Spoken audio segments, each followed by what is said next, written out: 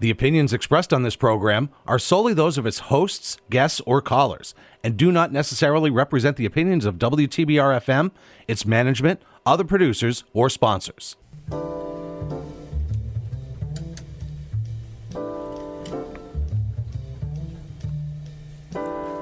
Hi, everyone. You're listening to Backstory. Let's hear it on WTBR-FM Pittsville with Roberta McCulloch-Dews. Thanks for tuning in. So today we have with us Diane Wortis. She is the Director of Advancement at the Mahaiwe Performing Arts Center in Great Barrington. And Diane's storied career includes a nice mix of fundraising, leadership, communication, and nonprofit management. She really has done so much in her career. And just going through her resume, it really is a who's who in terms of organizations. So definitely want to hear more about her experience. But I first want to thank her for being here today. Thank you. You're making me tear up. I want to thank you. I'm so honored. Well, no, I am honored to speak with you. You know, one of the things that I always say is that we all have a story, and we go about our daily lives, and we're doing so many different things, and but we all have a story, and so really, this is an opportunity to hear about you. Great. Well, thank you. Thank you. All right. I am Perfect. happy to answer questions, and I can go off in all kinds of directions. But I always say to young colleagues, you can do your resume backwards, meaning your life can look so intentional when you put a resume together. Yes. And I look at my resume, and it's funny, I printed it today to remind myself of what I've done. And my boss, Janice Martinson, Executive Director of the Mahaiwe Performing Arts Center, saw it on the printer. And I ran out. I said, "It's okay. I'm not going anywhere. I'm not interviewing. Right. I promise. I'm here. I'm good." So, but I had to look at it. And the point being, and we can get to that story, is, your life can look so intentional when you put it together. And it looks like I did these things stepping stone. Yeah. And yes, some were choices, but some were just happenstance and fate. Well, you're right about that. And I think when you see it, like you said, it's you look at the decisions that were really intentional. Absolutely. And then the ones that you're like, I never even thought that could happen. Absolutely. Those are the ones that make you smile a lot, too. Sure. But I think congratulations are in order, because the Mahaiwe did secure the first place award for the best performance space, and also a runner-up for the Arts Organization annual event and live theater venue through Rural Intelligence. We did indeed. Thank you. Yes. So congrats. It's always a wonderful thing to be recognized. And I know the Mahaiwe secures tons of recognitions and tons of awards, but it's always nice to be recognized by the community. And it's a special thing. It is. And shout out to everybody who voted for us, because, my colleague says members put the we in Mahaiwe. Well, the public puts the we in Mahaiwe. And that's what we think about when we program, when I do fundraising events.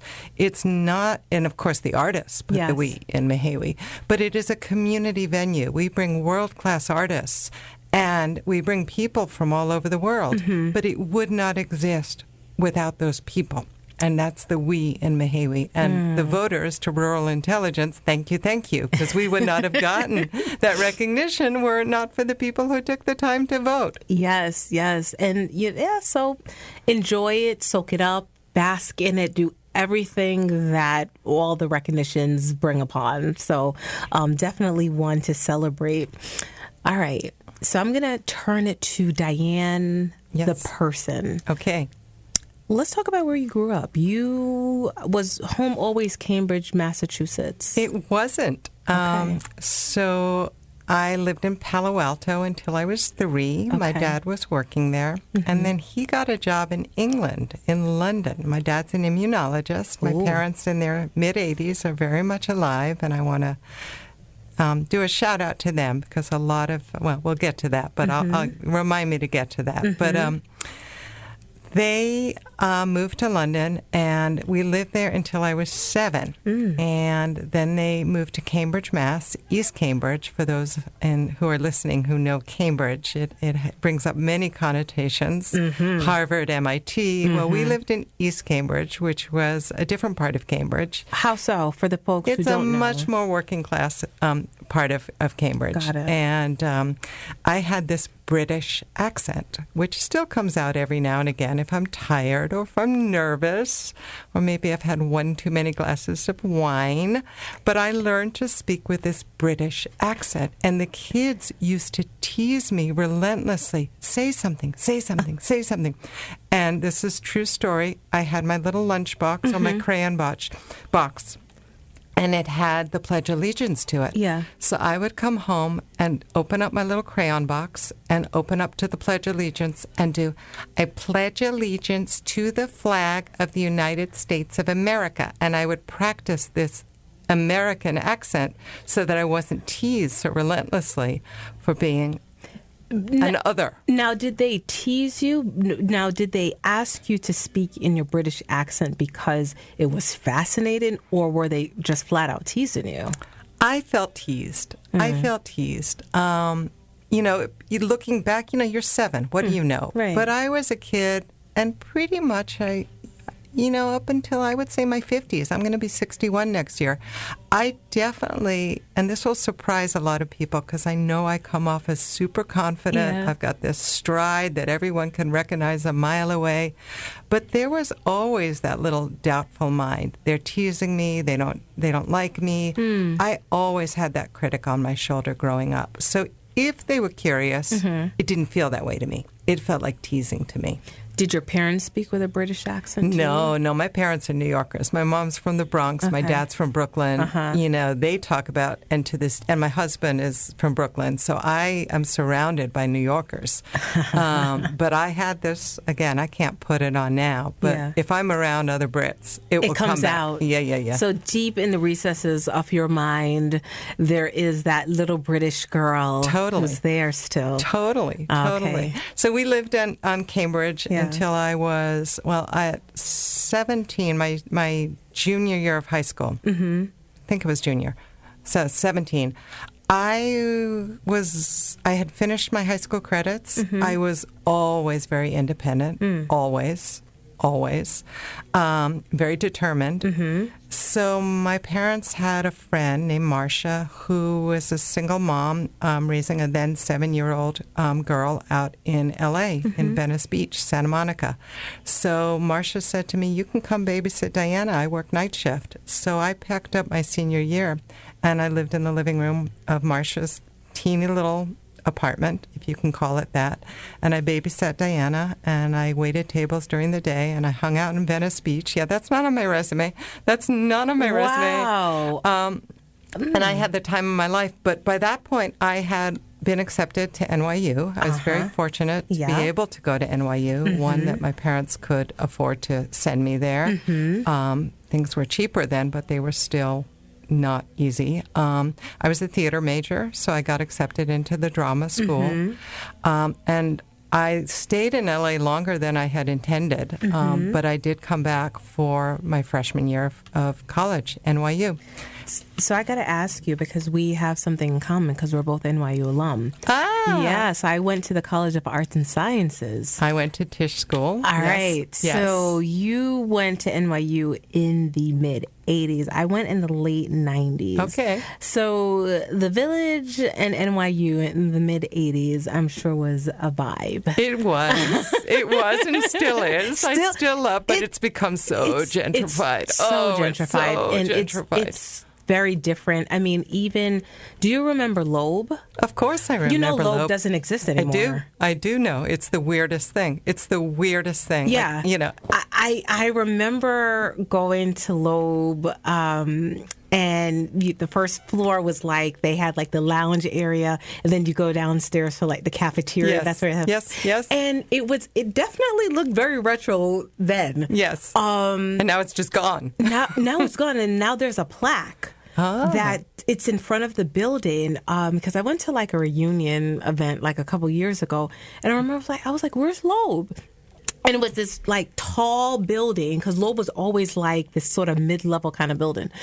And it was like, wow, it's gone. Yeah. It's so strange. I have been back to New York. I actually, I was visiting a friend, and I intentionally got an Airbnb on 5th between A and B. Now, our apartment, so freshman year, I was at Reuben, the dorm on 5th Avenue, between 9th and 10th.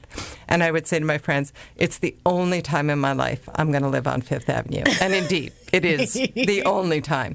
And then sophomore year, again, I was always independent. Yeah. So my couple of friends and I went to the West Village, and we lived on 12th, right around Hudson. Okay. And we would hang out. I forget the name of the bar that has been written about, but others will tell me what it is. But we would hang out there. Okay. And that was a scene.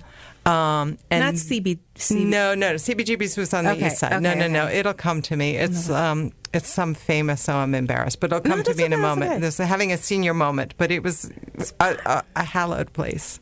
It'll come to me. The middle of a sentence, I'll think about it. When you remember, just blurt it out. I will. Okay. I will. And then we had a neighbor who was a very troubled person. In retrospect, he was clearly had been through Vietnam War and very troubled. Mm-hmm. And he scared us so badly that we moved overnight. It was 3 young women living in an apartment. Mm-hmm. So we moved in with a friend on 7th between B and C. Mm-hmm. And we stayed there. I stayed there for the next 2 years. And so talk about gentrification. This was before they cleaned up Tompkins Square Park. Wow. And so when I go back there now, as I did a couple of months ago and stayed on 5th Street, it is a very different place. But, the people who have rent stabilization, they are still there. So I can still see the same people I remember. It's like it's a glimmer of old New York. Totally. I was reading, it was an article in the New York Times a while ago, and it was talking about this woman who made friends with this other woman during COVID. Yes. And did you read that article, too? I did not, but I'm saying yes. This is the kind of thing that... And she found out she was like this... She was a dancer. I want to say, was she like the Ziegfeld Follies or something? Like she was, or the Rockettes or something like that. She was all in that world. Cool. And but she all she knew of her was like this little lady who had all this stuff in the apartment. And they had this fast friendship, and she actually was able to save her rent stabilized apartment. White Horse Tavern. Told you it would come to me. Good. White Horse Tavern. Okay, good. Yeah. Finish your story. Because apparently there was some glitch in the system, and they looked at it like she didn't pay rent or something like that, and they were going to take the apartment from her, and that's all she had. And if you are fortunate to have a rent-stabilized apartment, absolutely, in New York City, you are among the hollowed set. Absolutely. Well, I'll tell you a funny. I've befriended somebody here, and we got together with, I never met her husband. She'd never met my husband. Mm-hmm. And I was showing pictures from this trip that I did on, one night, meeting a friend staying on 5th. And I showed where I used to live on 7th Street. And she said, "Excuse me, I used to live there, and my husband stays there when he traveled. What number?" And I said, 208. She said, "That's his," because he hadn't joined us yet. Oh. We found out that he is now staying in the apartment next to the one I used to live in. It's like the weirdest, of all the people in Berkshire County, how would it be that I have met somebody whose husband is living at that same place that I lived, the apartment next door? It's just crazy. Small world. Small world, and it makes you think, how did you guys just even connect? Yeah. No, it's true. It's true. So you're at Tisch, and you're a theater major. This is your role. I have to ask, okay, what happened? Because obviously your resume is full of development, full of fundraising, full of all of that. What made you decide not to pursue the theater? I hated auditioning. Mm-hmm. As I mentioned, that 7-year-old who thought that those curious kids were teasing. I was convinced that every audition I did, they hated me. And even if I got a call back, I didn't feel confident in that call back. And auditioning is about being rejected. You read the stats about the people who, quote, make it. 9 out of 10, it's luck. Yes, there are so many talented artists in the world who don't get that break. It's not that fame and fortune is necessarily because you are the most talented. It is a lot of circumstances in life. And I'm too much of a control freak. I mean, I don't like not knowing where my next paycheck is going to come from. Right. I don't like somebody else controlling my destiny of where I'm going to be next. And so in those early years, back when and we haven't gotten there, but I was working at Harvard, a woman took me in to work for her as her staff 2 assistant. And I said, that basically means an assistant. Yeah. And she said something like, can I count on you? And I said, yeah, but I'm an actress or an aspiring actress, and if I get an audition, I need to go. And she said, well, okay, I want to support you in that. She was a phenomenal boss. But I remember once getting a call to be like an understudy for Winona Ryder, and when she was doing Witches or something. And I remember a number of things. One, they asked me my weight, and that was another thing. I was somebody who grew up with all kinds of eating disorders, so don't ask me my weight. And could I lose some weight? And that was the moment that I was like, I don't want to live always at the beck and call of somebody else making a decision. One day I'm working in this office. The next moment, even if I get the gig, I'm gone for 3 months, and then I'm going to come back. Like I say, I am too much of a control freak. So I made the decision that I would learn about nonprofits, learn about theaters, learn about the business side, always thinking that I would run a community theater. And look, now I'm working at a wonderful place that is that community theater. It's also that first class performing arts space. And it's there for the community. So I've come full circle, meaning, you can do your resume backwards. But when I was, 30, whatever it was, getting my MBA, I didn't have Mahaiwe in my mind. I had this notion that what I loved is that theater brings people together. Right. And I'd rather be on the organizational, administrative side than on the performing side. Definitely a deep epiphany and quite the pivot. And so you were at Harvard for about 7 years after graduation. Right. When you think back to those early days, what do you remember in terms of the things that helped to shape you? Because I think we collect things along our journey, and we remember certain pivotal moments. What from that time at Harvard, and when you say Harvard, there's so many things that come to mind too. I mean, where was your first job? Oh, at Harvard. Well, it wasn't my first job, but it was the first salary job. Yeah, there were lots of jobs: teaching aerobics, waiting tables, scooping ice cream, babysitting. But it was the first. I was probably not salaried in that first staff 2. I was probably an hourly employee, but at some point I worked my way up, and it was my first salary job. And how did so in that role, in that new bracket, sure. What did you get from it? I mean, and these are like the formative years as well. I mean, you're in your 20s. You are taking in so much. What did you get from it? Wow, that's a great question.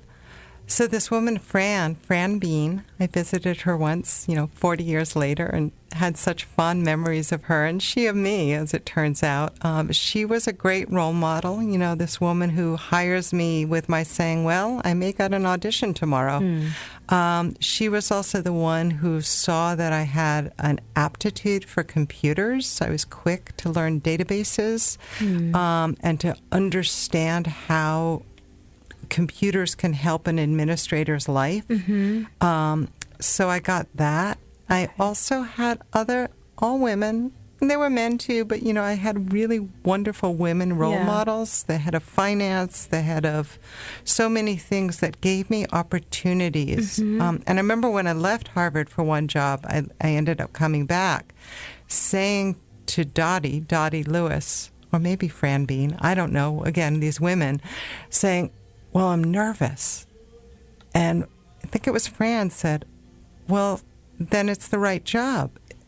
In other words, if you weren't invested, if you weren't nervous, then why are you taking it? Why are you leaving something good unless you're excited about it? And that's good to have some nervous energy. That's good. So that's the thing I think I learned. I also learned to work as a team. You know, I learned about failure. I remember the first time that I failed at something, and I frankly hadn't failed at a lot of things publicly. Again, here I am, this nervous person, but I was somebody who was a good student, did well, you know, met deadlines. But I remember we were working on a big project at the time. The Department of Justice was investigating schools about price fixing, basically. And I had this database knowledge, and I was made the person to coordinate all this data that we were going through. And I was coming in weekends, and I was, as you said, in my 20s. Yeah. And at one point, the general counsel, asked for a report, and I said, we can't do it. And this guy who was working on this came to me and said, you can't say that. And I was like, but we can't. We can't turn it around that quickly. And he helped cover for me, Jeff. And then he came to me and he said, I didn't know that you're, 28 or something. Yeah. And so he taught me a little bit about, inadvertently, about protocol, about how you do and don't say, that's not possible. Right. There was like no window of, well, it's going to happen. It was kind of like, we just can't do it. Right. And Fran took me into the office and said, I didn't know that you were so overwhelmed. I didn't know, when that happens again, come to me first. So, the notion of working through hierarchy, right? You work in a big place. There's hierarchy everywhere, even in little places. Yeah. And there's norms. And I learned a little bit about that working in, as you say, Harvard. The Harvard. Yeah, those moments that the embarrassing moments, the moments that shape you. But what I'm hearing too is that you were afforded grace, because it could have gone very different. Because you sometimes hear horror stories of people who their boss screams at them or just makes them feel just a mess. Absolutely, you're right. You're absolutely right. Wow. Fran looked out for me. Jeff really was surprised. Like, oh, you carried yourself with maturity. I didn't know that you were just a baby. Right. And yes, they could have absolutely turned me out right then and there, but they didn't. When you think about that version of yourself and you think about the younger employees that you encounter, do you sort of have that inkling of that version of Diane that pops into your mind when they may say something or do something and you're like, and maybe you're about to say something and then you're like, oh, hold on, I've been there.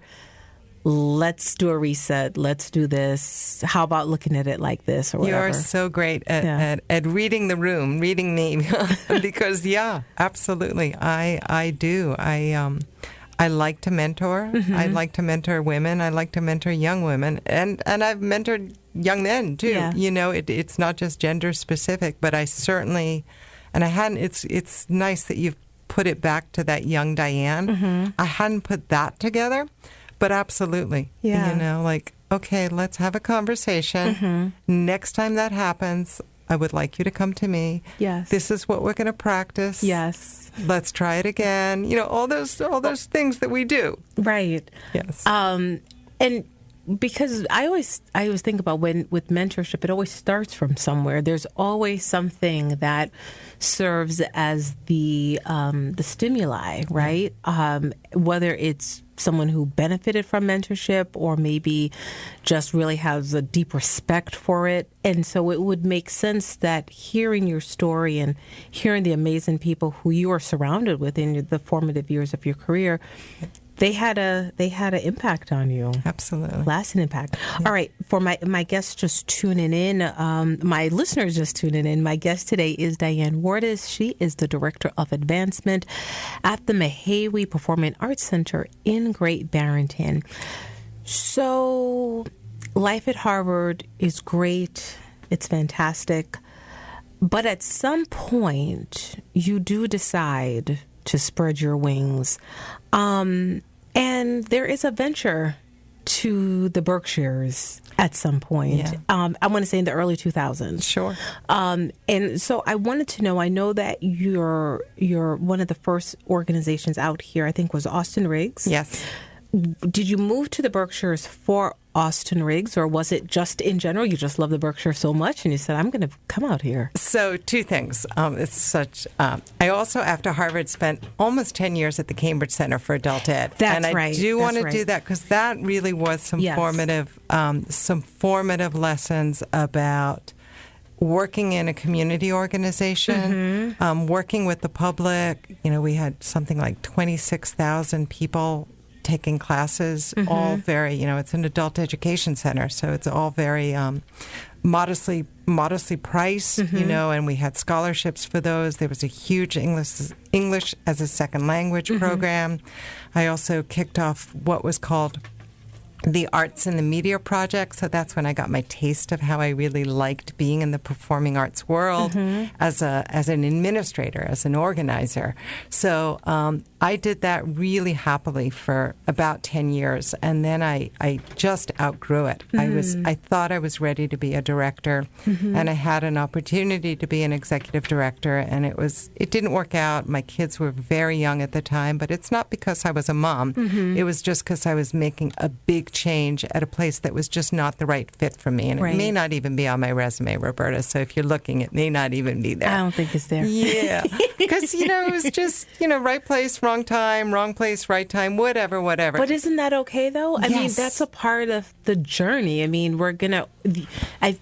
it's not going to be always smooth. Absolutely. Well, again, at the time, I thought, I'm a failure. I can't be an executive director. I don't have what it takes. And I remember actually going back to the Cambridge Center for Adult Ed, and my friend Jerry Villacres was there, and he saw me.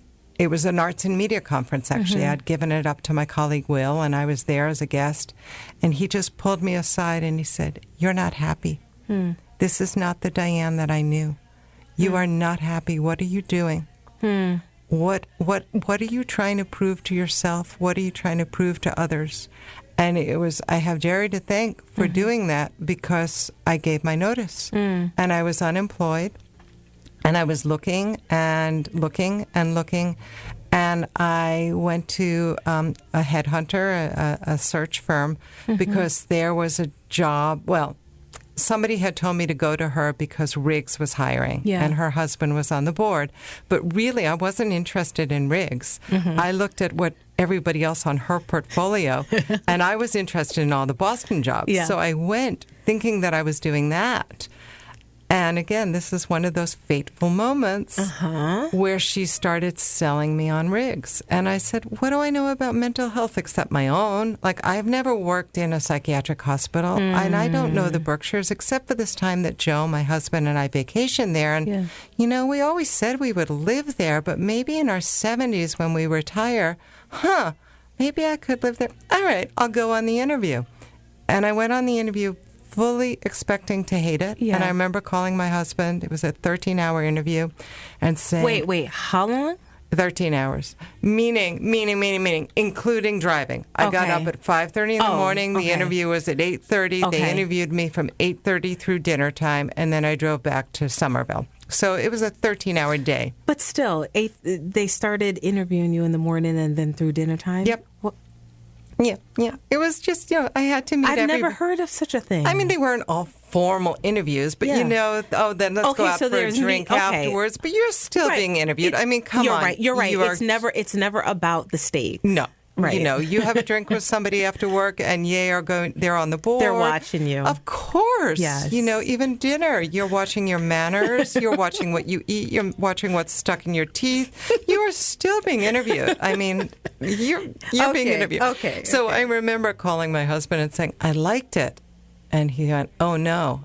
And I said, and I think they liked me. And then he said something that I won't repeat because it's a 4-letter word. Mm-hmm. But we ended up in the Berkshires. The kids were 2 and 6. And who would have thunk it? Who would have thunk it? But that's how I ended up out here. Was it hard to make the switch from, I take it, you know, like Cambridge? I mean, there's definitely and we were in Somerville by that point. But it's a different vibe out there. Oh, totally. And oh, my gosh. It's very, you know, it's very different. Oh, my gosh. My colleague Karen and I were talking about this today.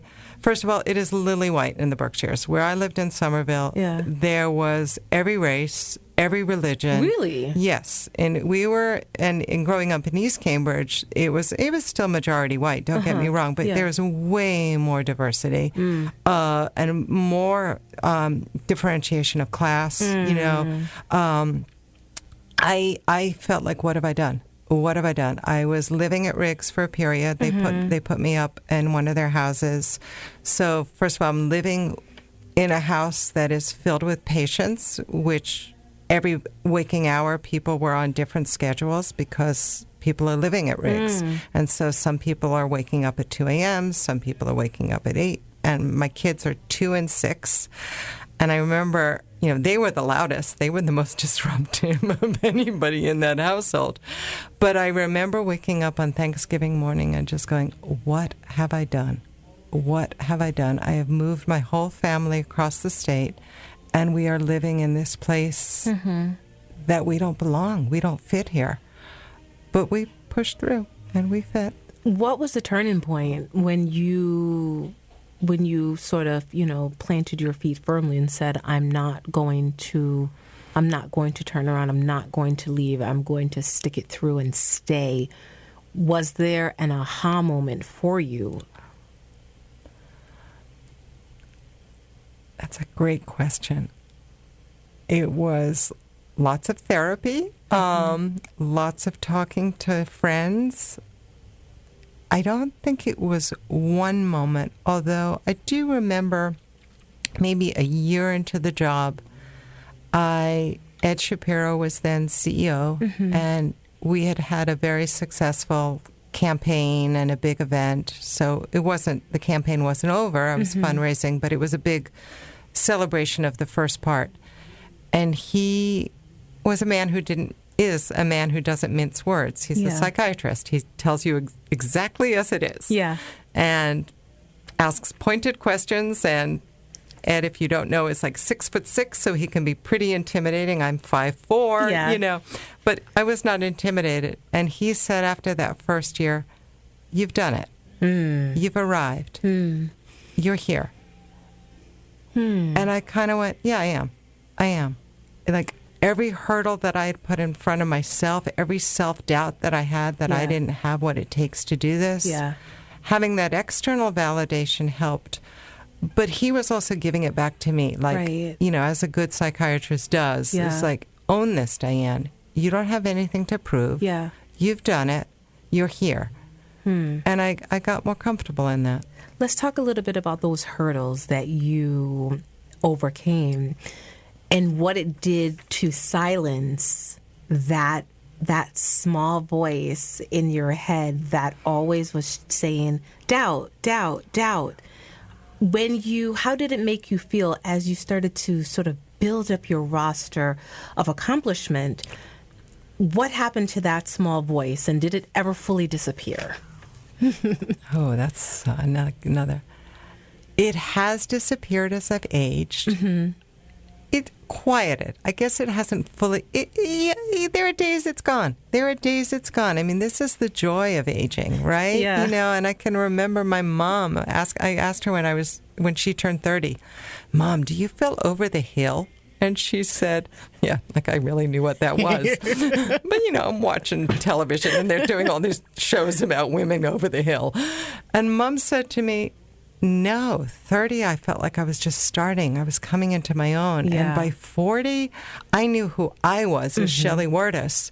I wasn't, Henry's husband or Sophie and Herman's daughter or Walter's sister. Yeah. And that stuck in my head. So as I've aged, I have definitely, and I've got tools and resources and friends that I lean on and family, like I definitely have that cadre, that support system.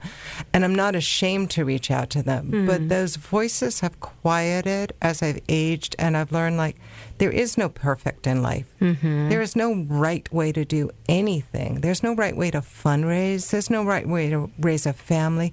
There are some wrong ways. There are some mistakes. But if you don't learn from those mistakes and not repeat them again, and I'm not making that up, that's some favorite quote, Yeah. No, it's there. I was just reading today, and it talked about there is no shame in failure. There's no shame in failure. It's what you do with the failure. It's how you rebound. So you actually can get some of your greatest lessons from your failures. Absolutely. Because it teaches you. Absolutely. If you've done everything right, well, I don't know. I mean, I guess there's someone out there who's done everything right. I can't talk. That's not me. That's not me. That's not me. I've learned along the way of the things that I haven't done right, and it has taught me. And sometimes it's those lessons that give you that grit, make you strong, and you have that inward strength. Absolutely. No one sees it. No, but you have that inward strength just propelling you forward. Totally. So let's talk a little bit about your career. Yeah. And let's talk a little bit about the world of development. I think one of the things, and I don't know if we had started talking about it before we officially got started, but this realm of development, it's quite the industry. You have to be comfortable talking about money. Absolutely. Absolutely. Not everyone is. Yeah. And that's funny, too. So I said earlier I wanted to give a shout out to my folks. I grew up with and still have parents. I'm blessed to still have them with me. They come from a long line of political activists. And by that I mean people who were fighting against the Vietnam War, fighting for rent stabilization, fighting for people to have rights, anti-racist work, anti-bigotry work. I mean, my parents to this day, they're busier than I am in that they Still. My dad is still working as an immunologist. Mom retired a while ago, but both of them are always on school committee meetings, always going to New Hampshire to get out the vote in a more conservative state. Like, my parents are busier than me, and that work ethic I got from them. Could we just take a pause for that second? Where did they get that work ethic from? Now, I know we're going back again, That's okay. Mom from the Bronx, dad from Brooklyn, so they're New York City folk. Yeah. Where did they get that drive that then filtered into you? Their parents were activists too. I mean, like I say, I come from a long line of people who came from families that were about making the world a better place for those who are not born with privilege. And that has been instilled in me. And for so much of my childhood, and I have to say thank you, Mom and Dad. If they listen to this, I probably don't say that to them to their face, so at least I can say it here, for giving me that value system, that really deep value system. And for so many years, I felt guilty that I wasn't taking the mantle and going out and being a political activist, that I didn't become somebody who was going to run for Congress, and that's not the kind of activities that they do, but still, or be out there being much more politically active myself. I took it into the arts. For me, at an early age, the arts were a way to be able to give voice to what is meaningful in the world and to communicate in a way that everybody can understand. And I don't even remember what your first question was, but that value system. No, it was talking about where they got it from, but understanding that connectivity, because it's the fact that they're still active, they're still on committees. I mean, most times you hear it at a certain stage in life, that's when you start to actually step away from things and maybe say, I'm going to just maybe dial it down a bit. But the fact that they're still, they're still on the grind tells me that they're extremely passionate about this. And yeah, I think the fact that you said that they come from a long line of family members who, again, had that same passion. I'm curious in terms of just like family generational placement. Have you done your ancestry? Do you know where like their families come from? Yes. So I have not done the DNA. My cousin Sean has. Okay. And he also keeps a huge Ancestry.com that includes in-laws. So, my husband's Italian American. He's second generation, third. But he's got parts of Joe's family. Mm-hmm. He's got parts of other. But yeah, so we are Russian Jews. Yes. And my grandfather on my mother's side, he was a union organizer, furrier. He came from Romania to the States at 13. My Bubba, or Bubby, but she didn't want to be Bubba because Papa didn't want to be Zeta. So she became Bubba and Papa. Okay. She was born here, but again, Eastern Europe. And on my dad's side, also Eastern Europe. Okay. So Ashkenazi Jew is in there. But, I can't do the Ancestry.com. I'm still like, I'll go someplace and, I can. I don't hold it in my head. Mm-hmm. I'll be like, Mom, tell me again where Papa was born. Dad, tell me again. You have recorded these stories, though. You do know. I have them, and I have to record more, like hear their voices. Mm-hmm. Yes, I need to get that tape out, that Zoom out. I'm dating myself by saying tape. But, just put it on, yeah. I get it, too. Don't worry about it. I get the tape reference. Good. Good. I'm glad I'm not alone. No. I'm glad I'm not alone. I get it, too. And sometimes I feel like I almost like put myself out there. They're like, what did you just say? I know. Did you say landline? What? Yes, I did. Oh, I used the gesture of the phone, which people who are hearing this can't see, but I'm holding my hand, my little pinky and my thumb. And it's like, where does that come? Well, back in the day, we held telephones. That's right. And when you got angry at someone and you were ready to end the conversation, you just took that phone and just slammed it down. There's nothing like it. Yeah, I miss it. It doesn't work with an iPhone. Doesn't work. You just keep pressing that button and it's not the same. No. But you have this passion and you're doing this work, and development is dependent on, I guess, where you are, right? Because you actually, I always say there's an opportunity to make a difference and make an impact wherever you go. Absolutely. So you've been able to do that in the organizations and that you've been a part of. And you've gotten comfortable, I guess, because of your upbringing, talking about these things. You never had fear. Right. Well, it did. Of course, I had doubt. I had fear. I had all those things. But, you asked, how do you get talking about money? Yeah. So we didn't talk about money in my family, And by that point, we were comfortably middle class. My dad was working at Tufts. My mom had not grown up with money, but my dad was second generation of being middle class. But still, it was impolite to talk about money. Right. And, we talked about religion because we were a politically active family. We talked about class because we talked about race. We talked about all those other things. We didn't talk so much about the sex. Again, you just don't talk about that. But those other no-nos, we didn't talk about money. And it wasn't until I went to business school and I was like, what's a stock? I don't know what a stock is. Like, how does it work? Stock market? How does that work? I just didn't know. But I was doing some work with the Somerville Arts Council at the time as a volunteer. And one of the things we had to do was raise money for the annual arts festival, which was, all things performing arts. And I said, I'll go door to door. I have no fear. My theater background had, made me very comfortable talking to people. Mm-hmm. And if it was a cause, again, you go back, it's a cause. It's a cause I'm passionate about. Yeah. I'll go door to door asking for sales for our little program book. And I discovered I was good at it. So that's when I went. And did people embrace you? Absolutely. Oh. Absolutely. Because, again, this is part of growing up in Cambridge. So it comes back to Somerville, Boston, however you want to call it. Different from the Berkshires, and living in New York, you learn to talk to everybody. Mm-hmm. Yes. Everybody. Yes. You sit down on the subway in New York. Yes. And, And I remember bringing friends like from much more rural areas, and they'd say, "How do you know that person?" I'd say, I don't. But you were talking to them. Like, yeah, that's what you do when you're a New Yorker. I mean, Yes. I try to explain the same thing to people. Like, you grow up around everyone. It's literally the city is your classroom. Totally. And you get used to talking to everyone. Totally.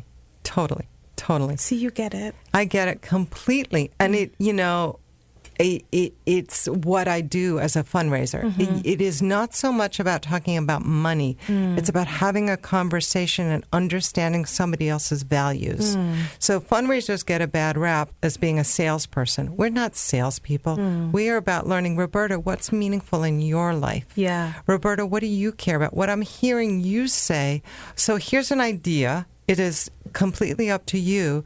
The Mahaiwe has this program that absolutely aligns with your values. Yeah. Would you see yourself maybe supporting it? I'm doing the pitch to you now, right? But it's never about Mahaiwe, me. It's always about listening. And that I got from my theater, because good theater is also about listening. Listening. You're reading the moment, you're reading the dialogue, you're reading the scene. It's not about me. It's about the person who you're speaking with. And that's what fundraising is, too. So at the core of it is relationship building. Yes. Yes. Do you think, when you think about the field, has it, because you mentioned that the bad rap and that, people apply the label of like the salesperson. Right. You're trying to, it's like, no disrespect to salespeople. Right. No. That's right. And so do you think that there's been an evolution of the craft, of the field, of how it's maybe been more refined? Because for it to get that rap, it must have started somewhere, and people must have given it that kind of thought. Sure. Yeah. But where is the industry at today? It's really good. Well, at some point, and I can't cite the year, but it definitely became more women in fundraising. And you're hearing the women piece. I was raised by feminists. I was doing a karate class when I was a kid that was all women, so I definitely have the feminist piece coming through me. So if you're hearing that, I love the men as well, but I definitely have the feminism that comes with me. And I went to an all women's business school, and that was by choice. But at some point the industry did change from being all male chief philanthropy officers to being much more female. And I don't have the data as to what those numbers are, but it is not unusual now to see women in philanthropy. And it is that relationship building as opposed to that transactional, okay, I'm going to write a check for this if you write a check for my organization, which is very male, that again, the old male model. I don't have data as well, but I think from a qualitative standpoint, I tend to see more women. Absolutely. And that's sort of the realm that I've always seen. I've never seen that world that had more men. Yes, but it was there. I mean, back in my Harvard days, most of the people I reported to were men. When I worked for the little piece that I worked in the development office, because at some point I did report into the development office. There were women, Susan Fagan became chief philanthropy officer or whatever the title was then, because the title has changed over the generations. Philanthropy, development, advancement. It's all the same thing. It's fundraising and relationship building. Right. Because at the heart of good fundraising is good relationship building. And so, so I think that's part of where that change happened, and my understanding and other people understanding that it's not about whether I know the stock market and whether I know all the bank leaders or whatever, but it's about knowing the relationships. Well, you, in the Berkshires, I mean, you were also at Miss Hall's? Yes, for 10 years. For 10 years. Yep. And so, again, thinking about, like you said, when you started at Austin Riggs, you're like, what do I know about mental health, right? So it seems like you are able to, at each institution, learn the culture Yes. to be able to have those rich conversations and to be able to make the impact that you obviously made. I mean, Thank you. there was a tremendous campaign that you led at Miss Hall's. Yes, they actually just finished their $75 million campaign, and Janice Martinson and I worked together at Miss Hall's, and we kicked that off with Jeannie Norris way back in the beginning. So Wow. that's been a long time coming, and congratulations, Miss Hall's, on finishing up that $75 million campaign. That's huge. They just finished it this week. Yeah, so... Yeah, That's a lot of money. huge. That's a lot of money. That is. And for a wonderful cause, for young women's education and people who identify as female, all and to good. see it come full circle. Absolutely. And to see that, it was, yes, we built it. Right. And when we left, Janice, Jeannie, and I, others took it on. Merritt, Julia, others have taken it on. And again, the donors, the women and men, but mostly at that school, it's alums who have donated to make that happen. Yeah. Yeah. But it's about, I won't take a job that I won't write a check myself. So here I am dating myself, that I won't do a PayPal or a Venmo. I still Or do Cash have App. Or Cash App, right. No, not doing any endorsements here. Not doing any endorsements. As we hear when we hear the replay, bleep, beep, beep. Yeah. Sorry. That's okay. Well, all good. Yeah. So I won't do it until I won't take a job that I can't write a check myself. Has it always been your philosophy? Always. Oh, wow. Always. Okay. I just won't do it. I have to be able to put my head on a pillow at night. And also, I've left jobs that I no longer supported. So that's something else I've learned, that it's okay to leave because if I don't believe in the value or what's happening in that organization, I can't work there. I can't do that. So let's talk a little bit about where you are now. Yeah. And what you are most proud about, because this is your work. I think, I'm trying to remember the first time we met. Oh, I know that we took a walk together and we talked about our grandmas. That's right. I remember that. And I remember thinking, she's such an interesting lady. So interesting. Yeah, right back at you. I thought the same thing. And we were in, I know where we were. I'm trying to remember, but it's not coming to me either. It'll come to me and then I'll just blurt it out. We were the same way. Chesterwood. I think we were walking It was Chesterwood. Chesterwood. Yep. And, that was my first, I was like, oh, wow. That's when I first got, met your acquaintance and learned a little bit about your work at the Mahaiwe. But in your own words, talk about what you're most passionate about. Wow.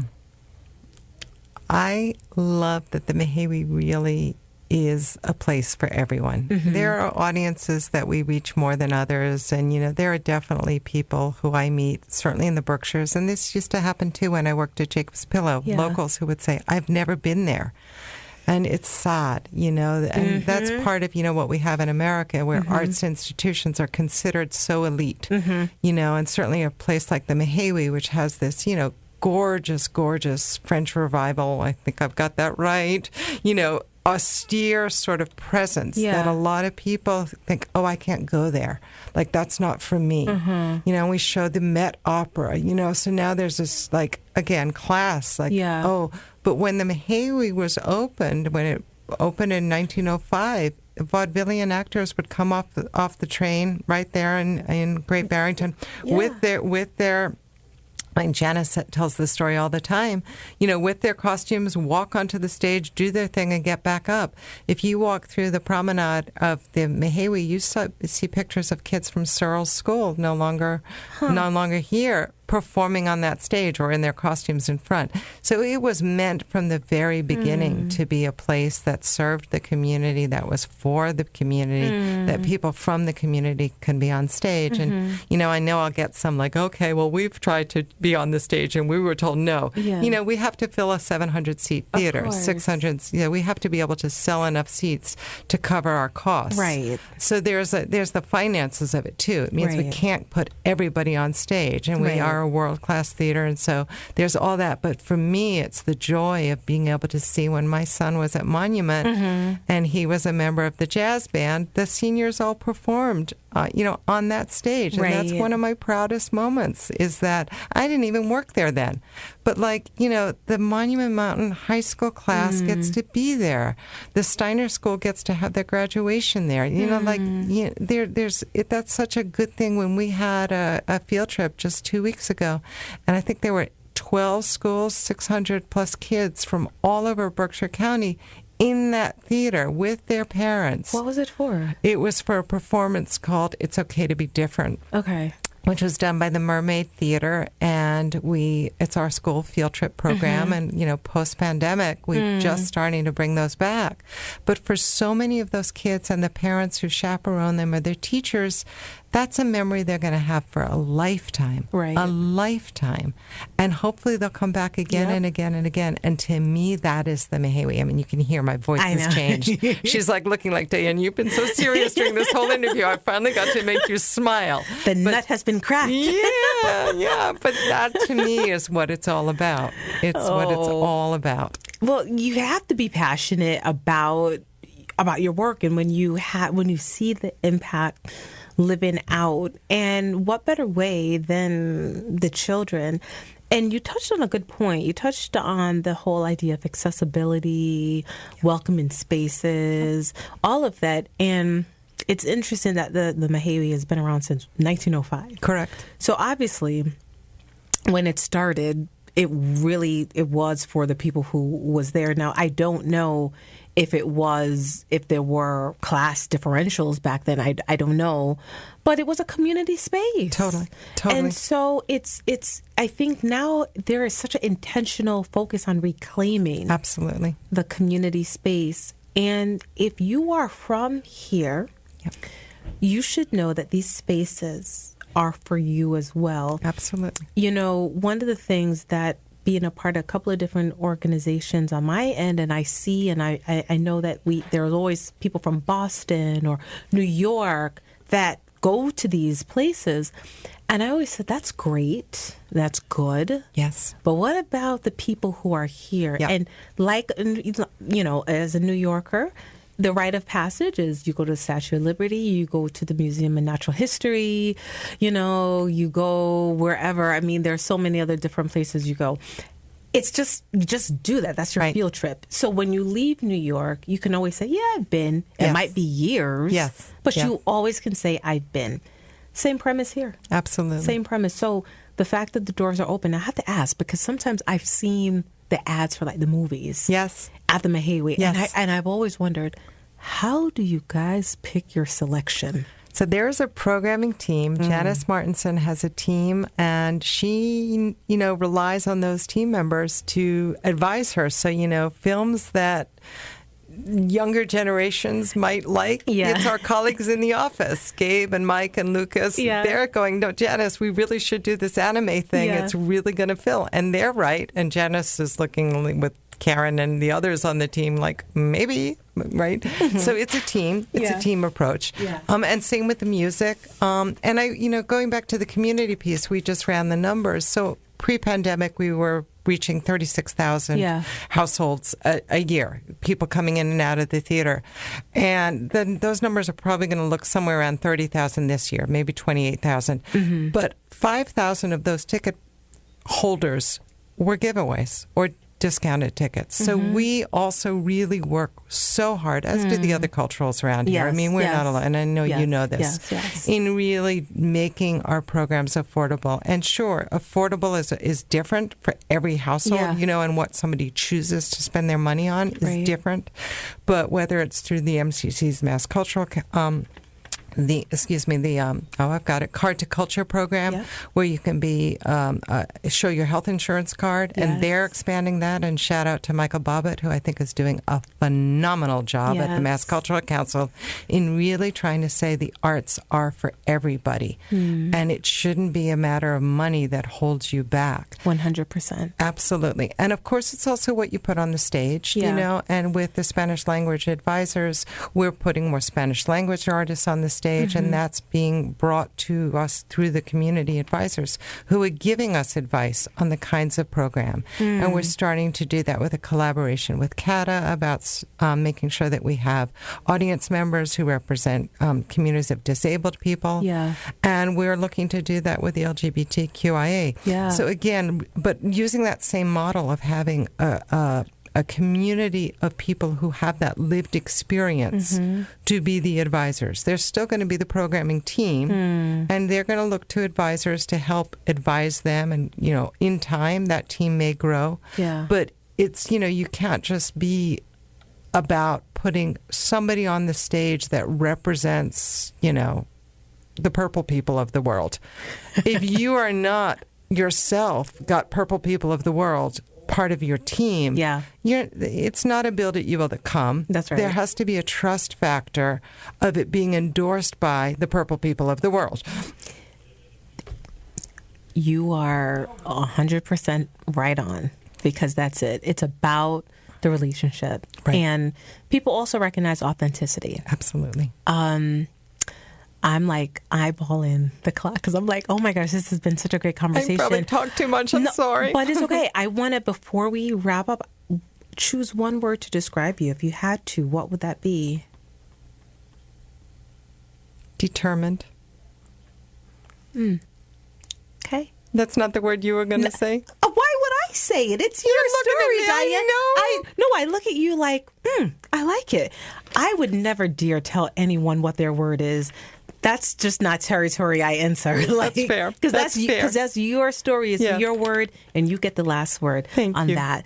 All right, everyone. You've been listening to Backstory. Let's hear it on WTBR-FM Pittsville with Roberta McCulloch-Dews. I just want to thank my guest today, Diane, for a wonderful interview. It's been fantastic. I loved hearing about you. And I do hope that folks who are interested will visit the Mahaiwe and learn more about the fantastic offerings that are there as well. Everyone, thank you so much for listening, and I hope you have a great day.